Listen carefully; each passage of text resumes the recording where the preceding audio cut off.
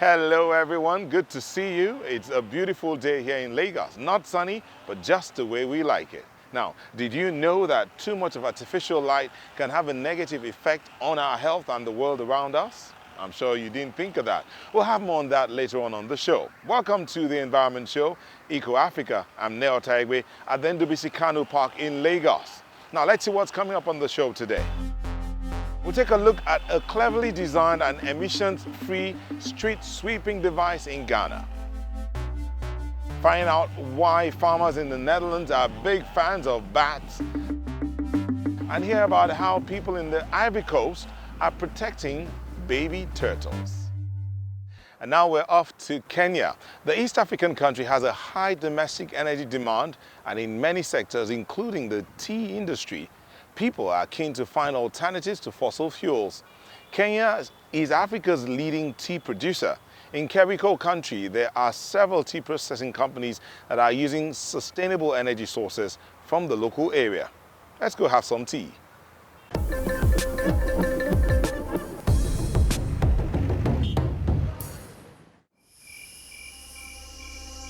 When the sun shines, the rolling landscape of Kericho County comes to life.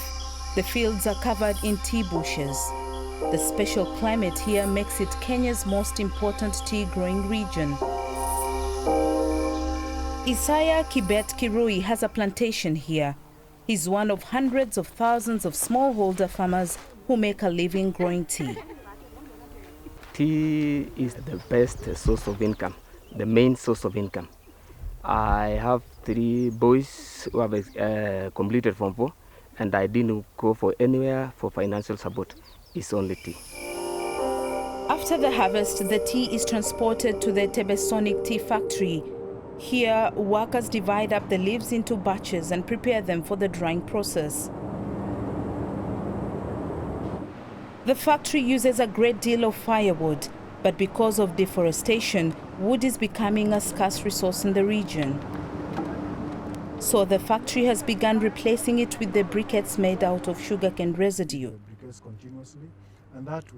The briquettes are compacted. We do not require a lot of storage space, and then it's also very easy to transport them. They are not less bulky, and from a unit weight of a briquette, we are able to generate more energy than firewood. The briquettes are made in a nearby factory. They are made of sugarcane fibers, a waste product that is left over in sugarcane production.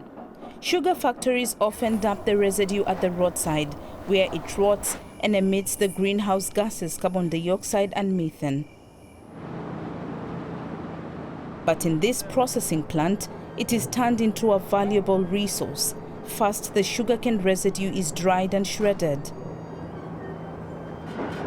Then it's pressed into briquettes. Since they are made out of a waste product, no additional land has to be put under cultivation.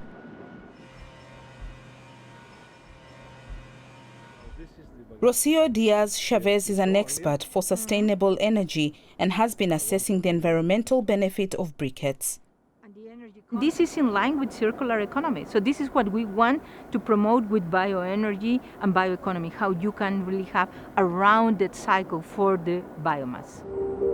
Back to the tea factory, it has been able to replace 1/5 of its firewood with briquettes.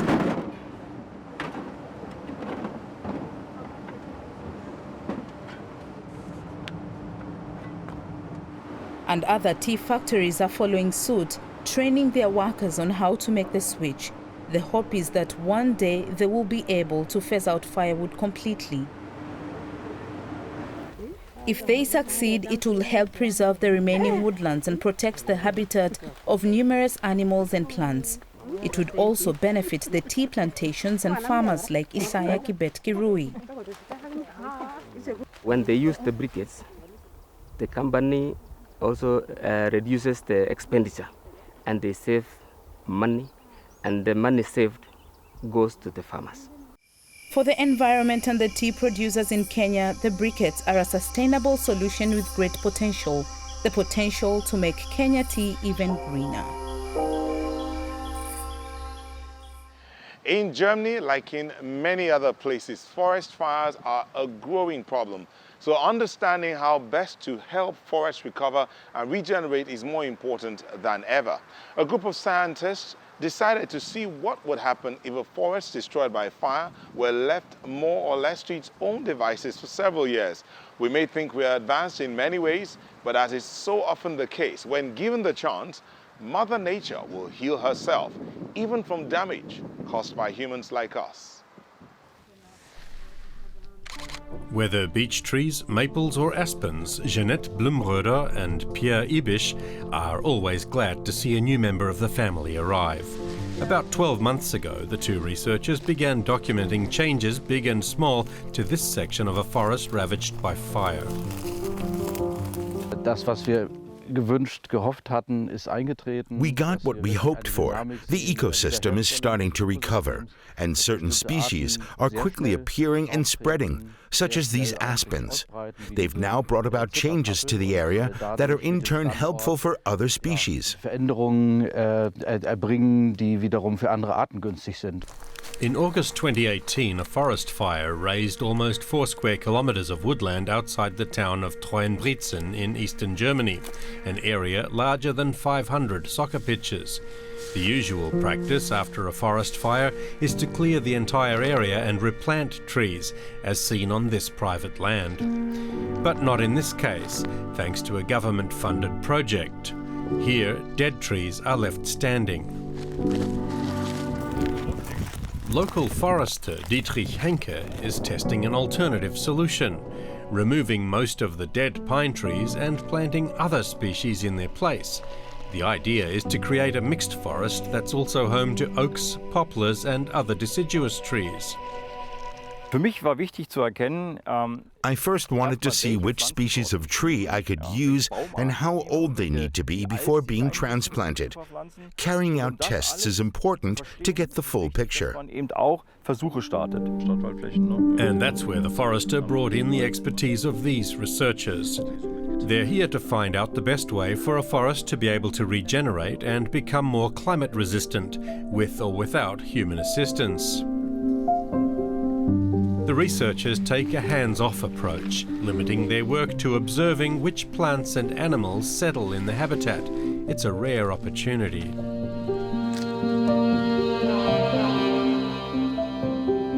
Weil dieses Paradigma gegeben ist. It's now standard procedure to see to it that we repair the damage that humans have done. All too frequently, we do not give nature the time or space to do that itself. And that deprives us of the chance to learn from nature. Damit vergeben wir auch die Chance, davon zu lernen.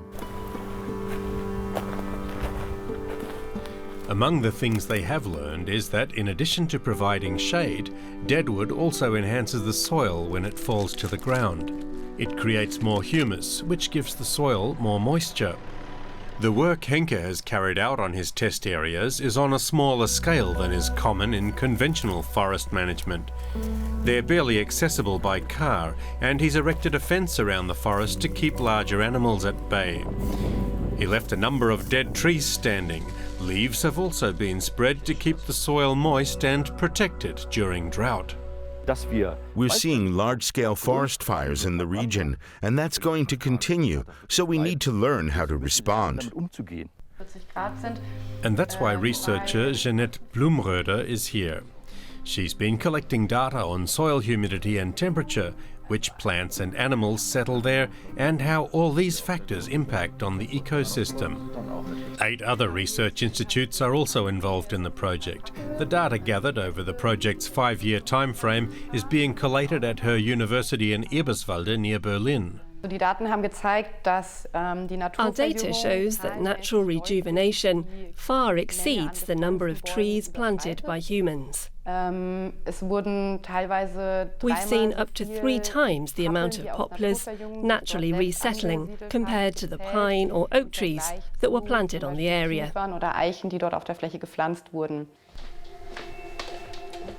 The researchers are also part of an international network. They're eager to hear about the experiences of colleagues in the US and Mediterranean countries, and to learn if and how forest ecosystems can be made more robust. Das ist tatsächlich ein wichtiger Ansatz, Pooling our work is really important. It can help us to compare biomes or large ecological zones so that we can discuss common patterns. Und sich dann auszutauschen. One thing a number of studies show is that even the remains of trees killed or damaged in severe fires help the forest ecosystem rebound, which supports the argument of letting nature be. Now, we at EcoAfrica love people who take initiatives to help protect the environment. Our next report looks at a young innovator in Ghana who has a track record of finding cost-effective solutions and sustainable ones too to problems facing his community. His latest two-wheeled brainchild, a bicycle that doubles as a litter sweeper. Here's this week's Doing Your Bit.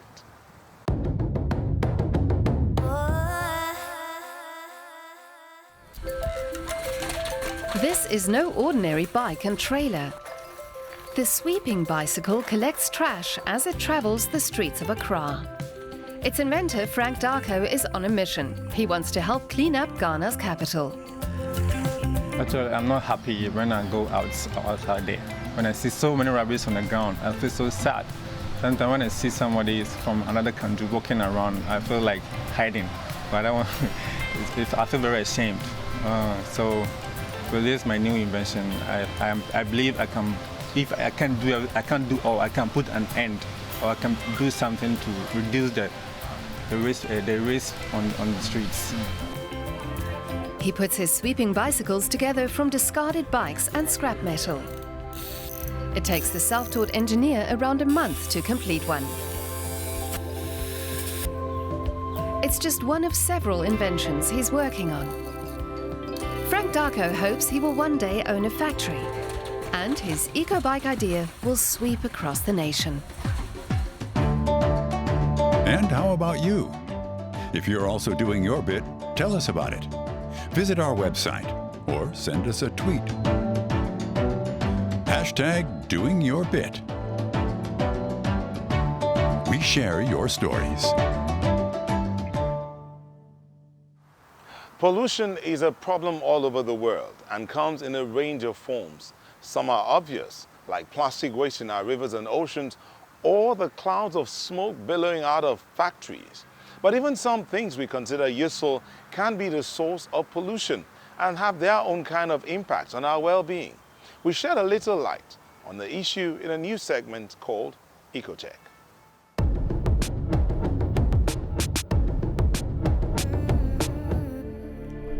Gazing at a sky resplendent with stars. Something many people around the world are sadly no longer able to enjoy.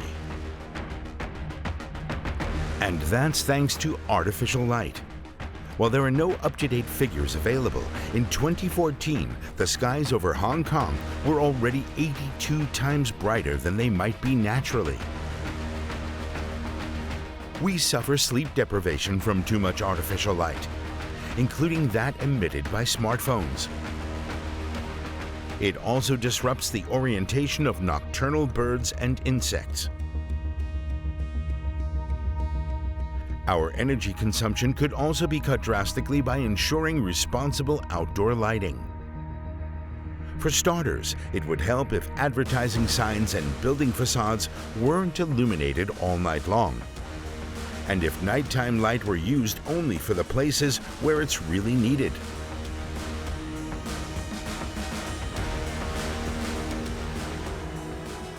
Some cities have already committed to minimizing artificial light, such as Fulda in Germany.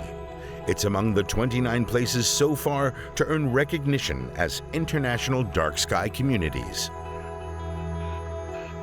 Cities like these make it possible to see the starlit sky again and reset the body clocks of us creatures below to their natural day and night rhythm.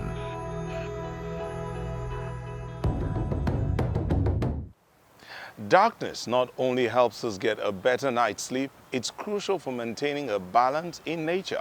Light pollution poses a serious threat to nocturnal species like bats. However, scientists in the Netherlands seem to have found a solution to this by creating special refuge areas for the flying mammals. In addition to keeping the bats safe, they also make sure their role in the local ecosystem is preserved.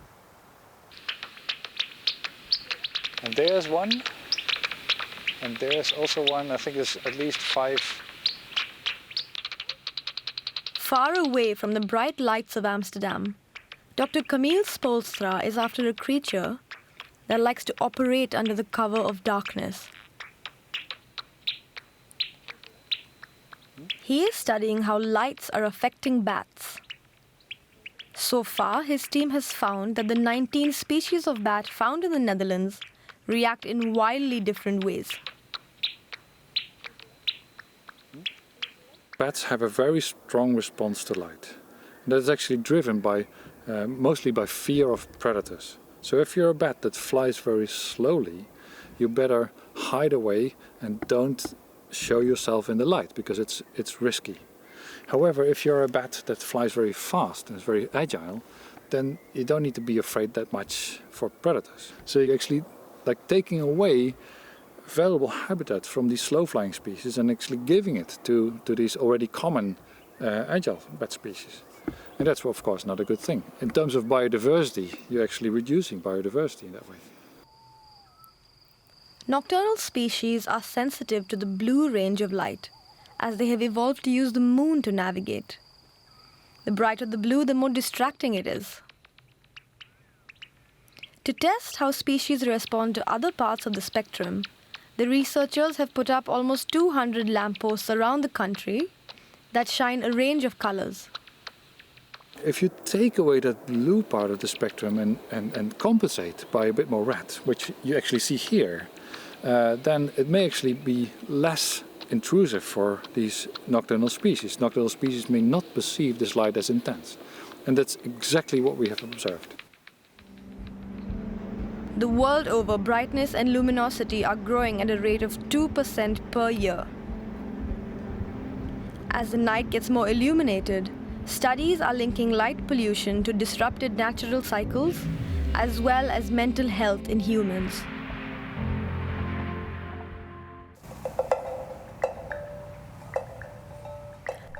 On their orchard outside Eindhoven, farmers Anneke and Carlos Fees are also members of the community fighting for darkness and its bats for reasons of their own. We try to kill, well, you would say, the harmful insects in a natural way. So we use insects to kill other insects. And that's where also the bats come in, because bats eat lots of cockchafers. And the cockchafers, they actually eat the roots of the fruit trees, especially the apple trees.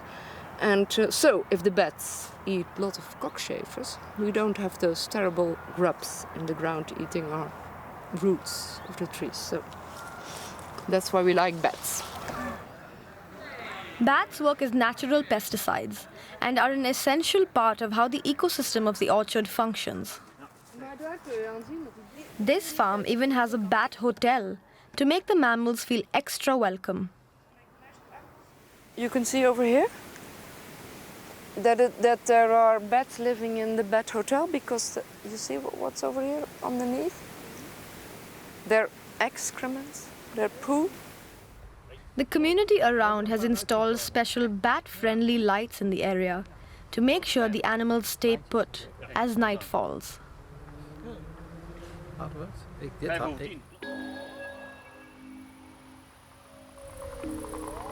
Around 10 p.m., the bats check out of the hotel and disperse through the farm ready for a meal and to play their role in the ecosystem. Maurice Donners is a researcher at Signify, the company that designed the lights around the orchard. He explains that lighting is more than merely installing glowing lamps. We need lighting, but we should do it in a really sustainable way. So it's obviously in energy efficiency, in cradle-to-cradle type of solutions, but also in the direct effect which lighting can have. We have the optimal effect on the whole ecosystem and not just on people. Some districts in the Netherlands have in fact become darker as a result of such initiatives, as satellite images show, giving some of its residents and its resident bats their beloved night sky back. Like these beautiful birds. Returning to Africa, we head to a beach in the southwest Côte d'Ivoire to meet another group of people who invest a lot of time and energy to help keep animals safe. These birds are having fun here. In this case, sea turtles. These marine reptiles spend most of their lives in water, but often those lives depend on them surviving a treacherous crawl to the surf after hatching underneath the sand. Just as well, they've got helpers to help them make it safely on that epic little journey. Darkness has fallen in Grand Biribi, a coastal village in Côte d'Ivoire. Every night, these men are out scouring the beach looking for sea turtles. They're wildlife conservationists. By morning, they've picked up around 30 baby turtles found in a nest. The tiny creatures will be released here near these rocks. They were born on a lovely part of the beach, but there aren't many rocks there or places to take cover, so we relocate them to the rocky spots where they can hide from predators. Turtles have many natural enemies, both on land and in water. In the sea, there are sharks and fish, and on the beach, crabs, birds, and snakes all prey on them.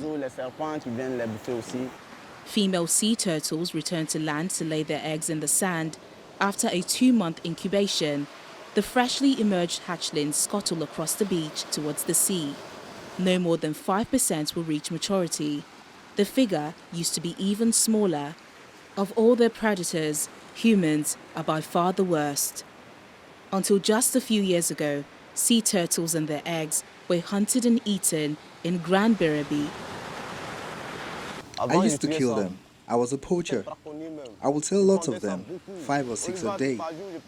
We'd hunt them at night with machetes and torchlight, often with the help of dogs. These days, when I see a turtle, it feels like my baby brother or sister, or my mother. They feel like family to me. The NGO, CEM, has been active in Grand Biribi since 2010. Sensitizing locals is one of its main challenges. Maritime police play a big part in the project. They supervise the region's waters and clamp down on anyone illegally hunting sea turtles.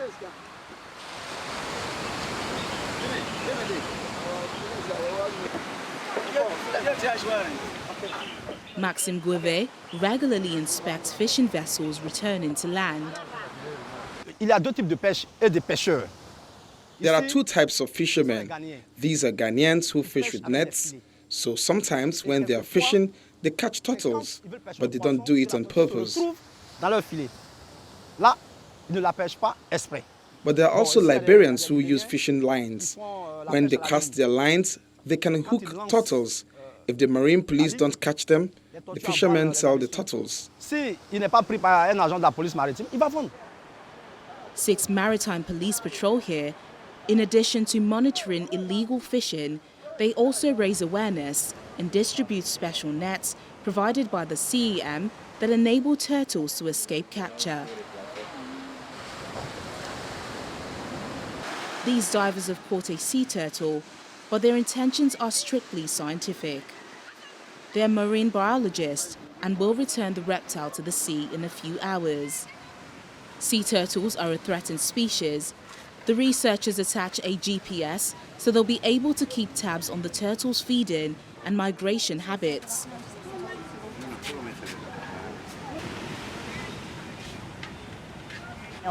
We know almost nothing about their lives in the sea. That's where they spend 99% of their time. But it is difficult to research their habits. The data collected will help in planning and maintaining a conservation zone for the species. Ultimately, Côte d'Ivoire's Environment Ministry, in cooperation with the NGO, is working to turn the country's largest sea turtle nesting area into a vast marine reserve. It's amazing to think that those cute but helpless little creatures will grow to weigh as much as 700 kilos. Are you active in animal conservation yourself? Write and tell us about it. You can find us on Instagram, Twitter, and Facebook. That's all for this edition of Eco Africa. I hope you enjoyed the program. Do be sure to join us again next week. And until then, stay safe and be kind to others, whether flora or fauna.